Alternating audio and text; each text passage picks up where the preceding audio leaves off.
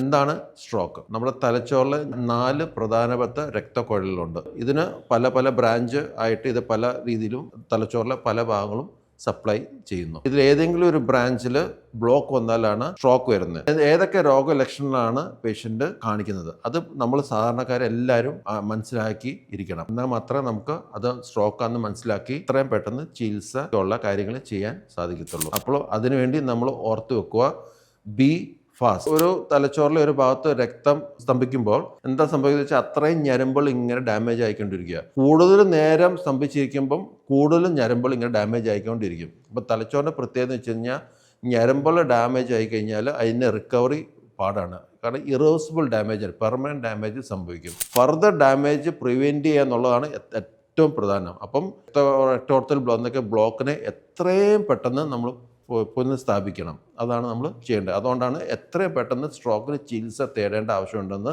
നമ്മൾ പറയുന്നത്. അപ്പോൾ സ്ട്രോക്കാണെന്ന് മനസ്സിലാക്കി കഴിഞ്ഞാൽ അതിന് പ്രത്യേകിച്ച് ഫസ്റ്റ് എയ്ഡ് ഒന്നുമില്ല. നമ്മൾ ഫസ്റ്റ് എയ്ഡ് എന്ന് പറഞ്ഞ് ഏതെങ്കിലും അടുത്തുള്ള ആശുപത്രിയിലോ എവിടെയെങ്കിലും ഒക്കെ കയറ്റുന്നത് വളരെ തെറ്റായ ഒരു രീതിയാണ്. സ്ട്രോക്കാണെന്ന് മനസ്സിലാക്കി കഴിഞ്ഞാൽ എല്ലാ സജ്ജീകരണമുള്ള ഒരു ഹോസ്പിറ്റൽ അല്ലെങ്കിൽ സ്ട്രോക്ക് സെൻറ്റർ, പല ഹോസ്പിറ്റലിൽ സ്ട്രോക്ക് സെൻറ്റേഴ്സ് ഉണ്ട്, അതിലേക്ക് എത്രയും പെട്ടെന്ന് എത്തിക്കുക.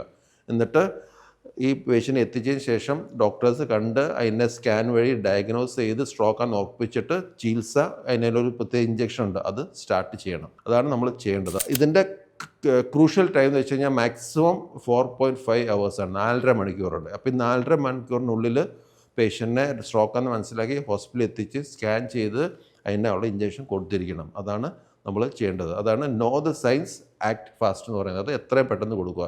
അപ്പോൾ 4.5 മണിക്കൂർ വരെ ഒന്ന് വെയിറ്റ് ചെയ്യല്, നമ്മൾ എത്രയും പെട്ടെന്ന്, അതായത് അരമണിക്കൂറുള്ളിൽ നമുക്ക് ചികിത്സ ആരംഭിച്ച് അത്രയും നല്ലത്. അത്രയും ഞരമ്പുകളെ നമുക്ക് ഡാമേജിൽ നിന്ന് പ്രിവെൻറ്റ് ചെയ്യാൻ കഴിയും. അപ്പോൾ അതാണ് നമ്മൾ ശ്രദ്ധിക്കേണ്ടത്. അപ്പം സ്ട്രോക്ക് നമ്മൾ ഡയഗ്നോസ് ചെയ്ത് എത്രയും പെട്ടെന്ന് എല്ലാ സജ്ജീകരണമുള്ള ഒരു ആശുപത്രിയിൽ എത്തിച്ച് എത്രയും പെട്ടെന്ന് അതിനുള്ള ചികിത്സ ആരംഭിക്കുന്നതാണ് നമ്മൾ എപ്പോഴും ശ്രദ്ധിക്കുന്നത്. അങ്ങനെ ചെയ്ത് കഴിഞ്ഞാൽ പേഷ്യൻറ്റിന് വരുന്ന ഡിസബിലിറ്റി അല്ലെങ്കിൽ വൈകല്യം വളരെയധികം കുറയ്ക്കാനും ട്രീറ്റ്മെൻറ്റ് ഡ്യൂറേഷൻ വളരെയധികം കുറയ്ക്കാനും സാധിക്കും. പലപ്പോഴും നമ്മുടെ അശ്രദ്ധ മൂലം ഒരുപാട് വൈകിച്ച് കഴിഞ്ഞാൽ ചിലപ്പോൾ 1 മണിക്കൂർ ചികിത്സ, പേഷ്യൻ്റ് റിക്കവറി പീരീഡ് ചിലപ്പോൾ 1-2 വർഷം വരെ നീണ്ടിരിക്കും. അത്രയും പ്രശ്നമായിട്ട് നീണ്ടിരിക്കും. അപ്പം എത്രയും പെട്ടെന്ന് അതിൻ്റെ ചികിത്സ ആരംഭിച്ച് കൂടുതൽ ഞരമ്പുകൾക്ക് ഡാമേജ് വരാതെ ഇരിക്കാൻ വേണ്ടിയുള്ള എല്ലാ കാര്യങ്ങളും ചെയ്ത് നമ്മൾ ചികിത്സിച്ചാൽ വളരെ പെട്ടെന്ന് തന്നെ പേഷ്യൻ്റ് റിക്കവറി ചെയ്യും.